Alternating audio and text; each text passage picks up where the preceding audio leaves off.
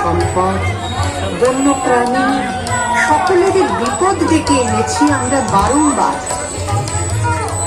মানব সমাজ তার স্বার্থ সিদ্ধির জন্য প্রকৃতির ক্ষতি করে চলেছে অনবরত।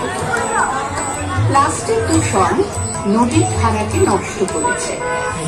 লক্ষ লক্ষ বৃক্ষ কাটার জন্য তাপমাত্রা বৃদ্ধি পেয়েছে।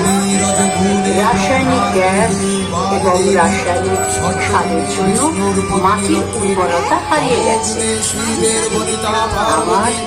আবার আমাদের স্বপ্ন ফিরে আসুন সেই সর্বসাধারণ জীবন, যেখানে মানুষ হয়ে ওঠে প্রকৃতির উপর নির্ভরশীল এবং আধুনিক বিজ্ঞান সেও যেন প্রকৃতি নির্ভর কেন্দ্রিক হয়ে ওঠে। প্রকৃতি হয়ে ওঠে